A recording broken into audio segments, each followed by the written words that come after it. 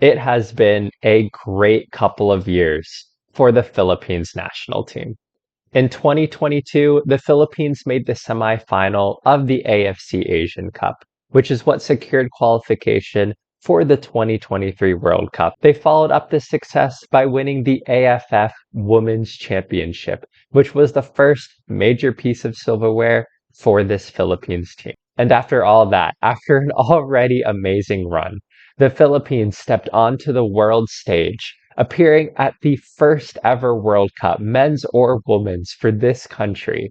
And they scored a goal and won a game in arguably the greatest team sports moment in Philippine sporting history. In doing so, they've inspired a new generation of Philippines football players and really brought the country together. But after such a phenomenal run, the big question remains, what's next for the Philippines national team? Well, the first major piece of business for the Philippines is going to be hiring a new head coach. Coach Allen, who was hired in 2021 and brought that team through the first piece of silverware and all the way to the World Cup, has left after his contract expired after the World Cup. So he's moving on to coaching opportunities in Australia with Perth Glory, which means that the Philippines head coaching job is now vacant. The Philippines Football Federation did announce that he would be leaving after the World Cup, and they did give him a very nice goodbye message. However, in that goodbye message, there didn't seem to be any indication of who might step into the role, who they were looking at hiring, or what the timeline for the hiring process looked like. And honestly, in all the research I did for this video, looking online, looking at the Philippines Football Federation website, and just looking at major news outlets, I couldn't find who the top candidates or who the odds-on favorite was to become the next Philippines head coach. So honestly, I'm not really sure who the candidates are or who they're looking at. So if you all know anything, or if you all have any ideas of who you'd like to see as the Philippines head coach, let me know in the comments below, because honestly, I'm not really sure who it's going to be. That being said, though, there is time to bring in a new head coach because the Philippines' next matches aren't until October for Asian Olympic qualifying. So they'll be up against Chinese Taipei, who they beat on penalties actually to make this World Cup, as well as Australia, who have been one of the major stars of this World Cup. So it's not going to be an easy task as far as the first games are concerned for whoever comes in as the next head coach, but there is still some time until we get to those matches. But honestly, I think the Philippines head coaching job is a very attractive proposition. Whoever comes in to coach over the next World Cup cycle, they're going to be inheriting a young squad of whom most of the players will be around and entering the prime of their careers for the upcoming World Cup. The only player who probably won't be around will be Tanay Anis. She's 34. She's probably approaching the end of her career. But otherwise, this is a young team. They're only going to improve. And again, most of the players are going to be entering the prime of their careers. And in considering that most of the players are really young, we had a lot of teenagers even in this squad, and a lot of them are going to be going into college. I mean, one such player, Isabella Flanagan, who appeared at the World Cup. She started in the last match and she came off the bench. She's going to be continuing her footballing education as a collegiate athlete in the United States. So she's going to have 4 years of college experience under her belt. But with that, let's also talk about what's next for some of our other players who start at this World. First, let's talk about Olivia McDaniel. I think, honestly, she was probably the star of this World Cup. She was one of our best players, and she's starting goalkeeper. And she was honestly one of the best keepers, I think, at this World Cup. And she's only 25 years old, and she's going to be continuing to get better over the next World Cup cycle. She, along with her sister Chandler, who also played at this World Cup, they have both joined Stallion in the PFF Women's League, so they'll be playing their club football at home in the Philippines. But of course, honestly, after the absolutely fantastic form that McDaniel was in at the World Cup, I'm really hoping that that'll eventually catapult her career to making her way into the NWSL or playing at a top league in Europe, because I think she has the talent to be able to do that, and I hope that's where her career trajectory eventually takes her. But of course, they're not going to be alone playing in the Philippines. Hallie Long, who starred as a defensive stalwart for the Philippines, she actually had the most clearances and interceptions for the Philippines at the World Cup.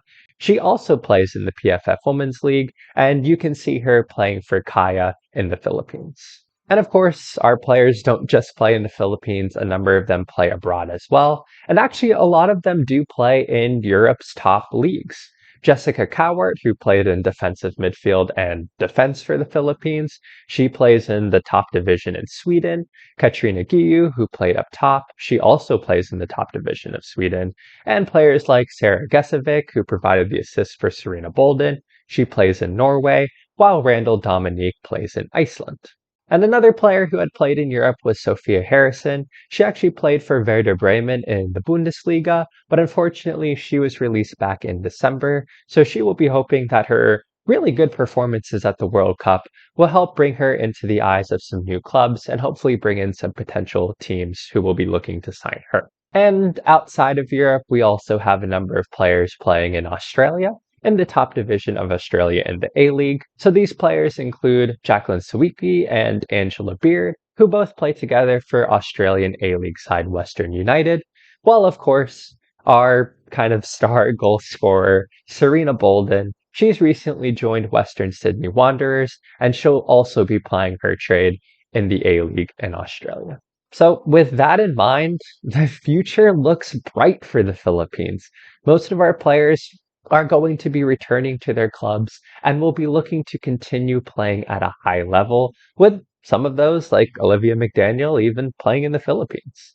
This is a young team that's experienced success, has their first piece of silverware, and has played on the world's biggest stage. And these experiences mean that they're only going to continue to improve as they play together more and continue to grow as footballers over the next 4 years. So honestly, I have really high hopes for what our team is going to look like for the 2027 World Cup. But until then, the first order of business, of course, will be hiring a new head coach to work with this young squad and build upon the work that Coach Allen did with this team. Coach Allen brought a team together with structure, fight, and hard work as the main principles of the squad, and that led us to silverware and, of course, a trip to the world's biggest stage. Whoever we hire as our next head coach, hopefully they will continue to build off of those principles, which I'm sure they will. But personally, I'm also hoping that they bring in some guile and some possession to help take this team to the next level. Because honestly, I think this team has a lot of potential. And I think that going into the next World Cup, we can play a more attractive brand of soccer. And hopefully that will lead us to winning more games and maybe even potentially getting out of the group stage. But until then, we have games in October against Chinese Taipei and Australia to look forward to. And you can continue watching our amazing Philippines team playing in the Philippines with players such as the McDaniels and Long, as well as leagues in Australia and Europe at club level. So I hope you all will continue to support them as they continue on with their club careers before coming back with the Philippines national team. And after that, the cycle begins again, and we start our march to get back to the world stage for the 2027 World Cup. Laban Pilipinas. So with that, thank you all for watching this video. I hope you've enjoyed it. I will say it's been such an honor to be able to watch our team at the World Cup and to be able to talk about it. It's definitely been one of the best sporting experiences that I've been lucky enough to be a part of. So hopefully we'll see them again in 2027. And I'm really looking forward to what the next 4 years has to bring. So that is it for the Philippines, and we will see them all soon. But until then, I hope you all are having a wonderful week. I will see you all in the next video. Bye.